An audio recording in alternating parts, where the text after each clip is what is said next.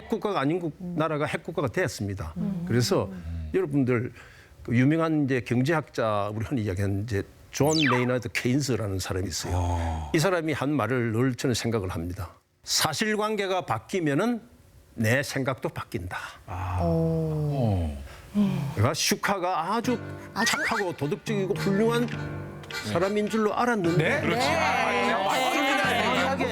만약에 보니까 뒤에서 행복이 만들고 이렇게 나타났다. 팔도 아니고 그러면 난 슈카를 보는 내 생각도 바뀌어야 될 거 아니에요. 그렇죠. 위험하고. 이제 그런 식으로 사실관계가 바뀌면 이미 바뀐 사실을 무시할 수 없습니다. 그래서 우리는 이제 북한이 강압을 통하거나 어떤 설득을 하더라도 핵 포기는 어렵다라는 그런 그 전제하에서 우리의 안보를 생각을 해야 된다. 이런 겁니다.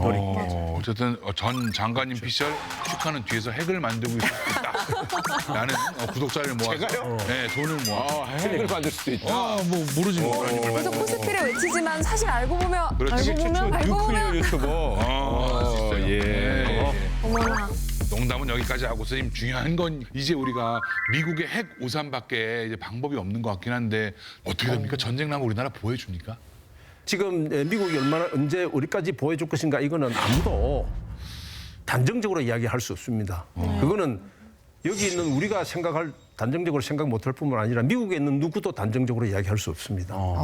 물론 지금 정책상으로는 한미 동맹을 가지고 미국이 핵우산을 우리한테 제공해 준다. 그리고 실제 핵을 어떻게 사용할 건지 협의하는 그런 계획 같은 거 있고 해서 그런 게 제도적으로 존재하지만은 실제 핵 위기가 발생한 상황에서 미국이 어디까지 핵우산을 피워줄지 이거는 그 당시의 국제 정세, 네. 미국과 중국 관계, 미국과 러시아 관계, 그다음에 미국의 국내 정치에서 여론이 어떻게 되는가, 그리고 그 당시 미국의 백악관에 어떤 사람이 주인공에 앉아 있느냐, 대통령이. 이런 상황에서 다 달라질 수가 이제 있습니다. 같은 맥락에서 만약에 2차 대전 말기에 미국이 이 히로시마와 나가사키에 핵폭탄을 투하할 결정을 내릴 때 일본도 핵무기가 있어가지고 미국을 반격할 수 있었다면은 미국이 과연 핵폭탄을 사용했을까? 얘네 얘기가 달라. 네, 그거는 달라질 수도 있겠네요. 쉽지 않았을 것이다. 그러면은 우리도 우리 스스로 지킬 수 있는 능력을 갖추고 지켜야지만 그런 것들이 다 이겨낼 수 있는 게 아닌가라는 생각이 드는데요. 예, 그 유빈이 이야기하는 이게 너무나 상식적인 판단입니다. 정상적인 판단인데 이제 우리나라에서는 이 핵을 이야기하면은 굉장히 약간 알레르기 반응을 많이 세우고 이렇게 하는데 네. 그래서 이제 우리가 지금 현재 할 수 있는 것은 핵무기를 갖자는 게 아니고 세계적으로 하고 있는 핵 확산 금지 조약이 있습니다. 흔히 줄여서 그걸 NPT라고 그러는데 핵 금지 조약의 범위 내에서 우리가 핵 능력을 배양을 해야 된다.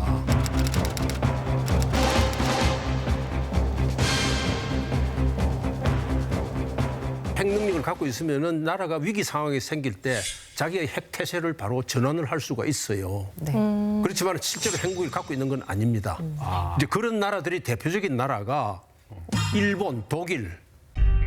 일본 같은 나라는 이제 핵무기를 만들 수 있는 그 물질, 즉 이제 우라늄 농축이라고 그러죠. 우라늄을 농축하는 거하고 또 플루토늄을 재처리하는 이런 걸 충분히 갖고 있고, 그래서 일본 경우에는 흔히 나사 한 바퀴만 돌리면은 핵국가가 된다. 야, 그 정도. 거기까지 왔어요, 일본. 이런 이야기를 국제사회에서 전문가들은 이야기를 하고 있고, 독일도 비슷한 능력을 갖고 있습니다.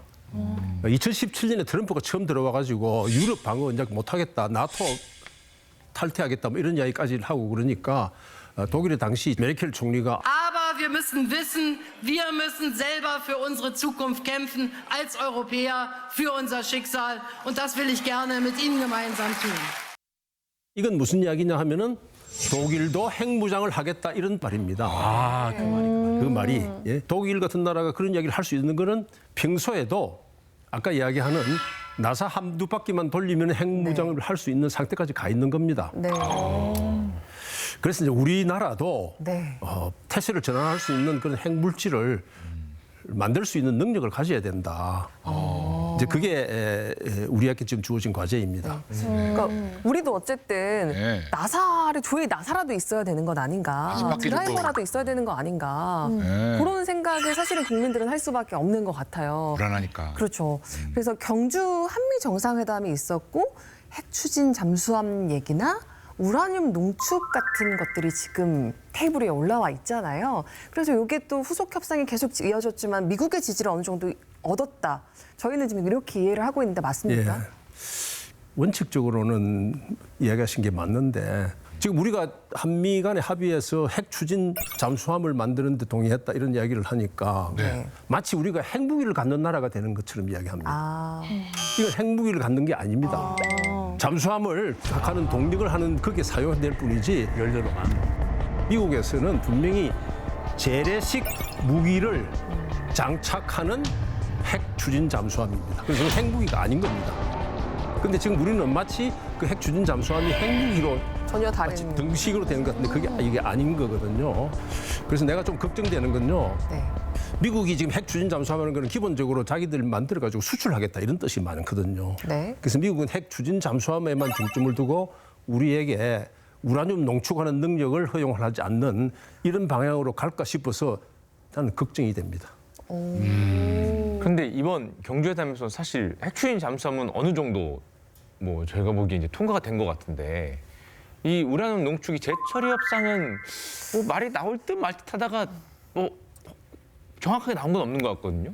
뭔가 조금 더 걸리는 건 아니면 조금 더 복잡한 무슨 상황이 있는 건가요? 예, 그게 어느 게 더 복잡하다고 사실 말하기는 어렵고 핵 능력의 기본은 우라늄 농축인데 기본적으로 우라늄 농축은요. 지금 이제 핵 확산 금지 조약에서 금지된 게 아닙니다. 그리고 한미 원자력 협정도 그 자체는 한국이 평화적 목적의 네. 상업적 목적이죠. 발전소에 들어가는 우라늄 농축 이런 걸 금지하는 건 아니에요. 그래서 이제 중요한 거는 한국과 미국이 서로 협의를 해가지고 합의를 하면 됩니다.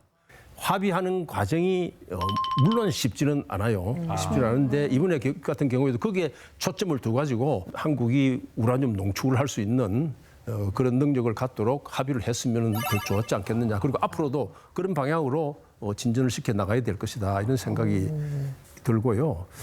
그다음에 그 우라늄의 재처리는 우라늄은 20%까지 하면 평화적으로 쓰고 90% 가면 핵무기를 만들 수 있지만은 네. 재처리는 하는 순간 바로 핵무기를 만들 수 있는 무기급 플루토늄이 나옵니다. 그래서 그거는 지금 우리가 이야기할 사항은 아니다. 뭐 수확할 때 제철이 있어요. 핵무기도. 어떤가요? 뭐 농산물 제철이 있듯이 핵무기 갖고 제철이 있어요. 아, 네. 재처리. 제- 다시 처리. 아 다시 핵이 5월에서 6월이 제철이야. 시즌 말고 시즌 말고 시즌 말고. 시즌 제철 말고 말고. 다시 again. 근데 쌤, 쭉 듣다 보니까 우라늄 이거 농축하는 것도 그렇고 이거 재처리하는 것도 그렇고 이게 결과적으로 이제 우리도 몇 바퀴 돌리면 되게 이렇게 핵 잠재력을 싹 갖겠다는 건데 이거는 이게 혹시 우리만의 희망 아닐까요? 미국이 그거 그래라고 하진 않을 것 같은데. 그런데 이게 한편으로는 전략적으로 보면은 한국이 핵무기는 아니지만은 좀 잠재적인 핵 능력을 갖추는 것이 이 북한뿐만 아니라 지금 미국이 중국을 견제하고 있지 않습니까? 그렇죠. 그런데도 나쁜 것만은 아니거든요. 네. 그렇지. 지금 미국 내에서 한국이 그런 잠재적 핵 능력 갖는 것은 괜찮은 측면이 있다고 보는 사람들이 나오기 시작했어요. 그러기도 하네. 그래서 이제 이런 시기에 우리가 기회를 잘 잡아서 네. 한국이 최소한 핵무기를 만들지 않는 선에서의 우라늄 농축 능력은 우선적으로 확보하는 게 맞다. 네. 그리고 적절한 시기다. 이렇게 봅니다. 잘 활용을 해야 되겠네요. 동맹을 이렇게 좀 어느 정도 더 분담해서 각국 좀 자립형으로 예. 나가자는 말씀이신 것 같은데 어떤 식으로 한미 관계를 변화해야 그거 가능해질까요? 어떻게 개인 생각? 지난해 77주년 국군의 날에서 이재명 대통령이 기념사를 하면서 이 문제를 이야기를 했는데 잠깐 우리 영상을 한번 보고 또 이야기를 하시죠. 우리 대한민국은 역사상 그 어느 때보다도 강력한 국방력을 갖추게 되었습니다. 세계 5위 군사력을 갖춘 군사 강국이자 확고한 핵 억지력도 갖추고 있습니다. 굳건한 한미 동맹 기반 위에 전시 작전 통제권을 회복하여 대한민국이 한미 연합 방위 태세를 주도해 나가도록 하겠습니다.